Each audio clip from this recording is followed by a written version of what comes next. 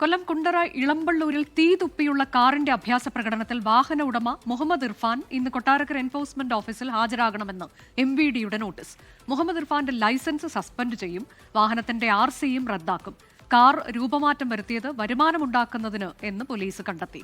സൂര്യഗായത്രി വിവരങ്ങളുമായി. സൂര്യഗായത്രി, ഇതിന്റെ ദൃശ്യങ്ങൾ, തീ തുപ്പുന്ന കാറിന്റെ ദൃശ്യങ്ങളൊക്കെ നമ്മൾ നൽകിയിരുന്നു. നടപടിയാവുകയാണല്ലേ? കർശനമായിട്ടുള്ള നടപടികൾ സ്വീകരിക്കുകയാണ് അനുജയ് വിഷയത്തിൽ മോട്ടോർ വാഹന വകുപ്പ്. പ്രത്യേകിച്ച് ഈ കാറ് നാട്ടുകാർക്കിടയിൽ കുണ്ടറയിൽ ഒരു വിവാഹ പരിപാടിക്ക് പങ്കെടുക്കുന്നതിനിടയിലാണ് ഇത്തരത്തിലൊരു അഭ്യാസ പ്രകടനം ഈ കാറുമായിട്ട് വന്ന വ്യക്തി നടത്തിയിട്ടുണ്ടായിരുന്നത്. അതേ തുടർന്ന് വലിയ പരിഭ്രാന്തി സൃഷ്ടിച്ചു. ഈ സംഭവം മോട്ടോർ വാഹന വകുപ്പിന് തന്നെ ആകെ നാണക്കേടുണ്ടാക്കുന്ന ഒരു സാഹചര്യമൊക്കെ ഉണ്ടായിരുന്നു.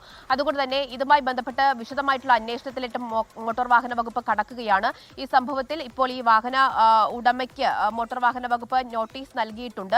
അതുകൂടാതെ ഇന്ന് തന്നെ കൊട്ടാരക്കര എൻഫോഴ്സ്മെന്റ് ഓഫീസിൽ ഹാജരാകണമെന്നത് പറഞ്ഞിട്ടുണ്ട്. വണ്ടിയുടെ RC റദ്ദ് ചെയ്യാനും ഇയാളുടെ ലൈസൻസ് ക്യാൻസൽ ചെയ്യാനുമുള്ള നടപടികൾ മോട്ടോർ വാഹന വകുപ്പ് സ്വീകരിക്കുമെന്നുള്ളതാണ് അറിയിച്ചിരിക്കുന്നത്. അതുകൂടാതെ തന്നെ പല ഭാഗങ്ങളിലും ഇത്തരത്തിൽ വാഹനം മോഡിഫൈ ചെയ്ത് ഇങ്ങനെയുള്ള പ്രവൃത്തികൾ നടത്തുന്ന സൂചന മോട്ടോർ വാഹന വകുപ്പിന് ലഭിച്ചിട്ടുണ്ട്. അപ്പോൾ അത്തരത്തിലെ വാഹനങ്ങളിലേക്ക് കൂടിയുള്ള അന്വേഷണം വ്യാപിപ്പിക്കുകയാണ് മോട്ടോർ വാഹന വകുപ്പ്. ഇങ്ങനെ മോഡിഫൈ ചെയ്ത് പുറത്തിറങ്ങിയിട്ടുള്ള വാഹനങ്ങളിലേക്ക് അന്വേഷണം നടത്തുന്നു. അത് ആരൊക്കെയാണ് ഉപയോഗിക്കുന്നത് എന്ന കണ്ടെത്തലിലേക്കുള്ള പരിശോധന ശക്തമാക്കിയാണ് മോട്ടോർ വാഹന വകുപ്പ്. അതുകൂടാതെ മറ്റൊരു പ്രധാനപ്പെട്ട കാര്യം അറിയുന്നത്, ഈ വാഹനം സോഷ്യൽ മീഡിയയിൽ പ്രത്യേകിച്ച് ഇൻസ്റ്റഗ്രാമിലൊക്കെ തന്നെ വൈറലായിട്ടുള്ള ഒരു വാഹനമാണ്. ഇത് സ്കൂൾ, മറ്റ് കോളേജ് പരിപാടികളിലേക്ക്, അതുപോലെ തന്നെ മറ്റ് വിവാഹാഘോഷ പരിപാടികളിലേക്കൊക്കെ തന്നെ ഈ വാഹനം പണം കൊടുത്ത് എത്തിക്കാറുണ്ട് എന്നുള്ള സൂചനകൾ ലഭിക്കുന്നു. കൂടാതെ ഇൻസ്റ്റഗ്രാം റീൽസ് ഒക്കെ ഇറക്കി ഇതിൽ നിന്നും വരുമാനം ഉണ്ടാക്കുകയായിരുന്നു ഈ വ്യക്തി എന്നുള്ള വിവരം കൂടി ലഭിക്കുന്നുണ്ട്.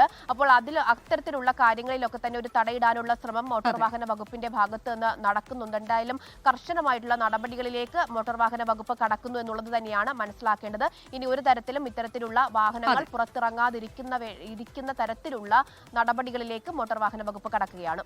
ലോകത്തെവിടെയായാലും ഏത് സമയത്തും 24 വാർത്തകളും ഓഗ്മെന്റഡ് റിയാലിറ്റി പാക്കേജുകളും എക്സ്പ്ലെയിനറുകളും വിശദമായി കാണാൻ ഞങ്ങളുടെ YouTube ചാനൽ നിങ്ങൾക്ക് സബ്സ്ക്രൈബ് ചെയ്യാം.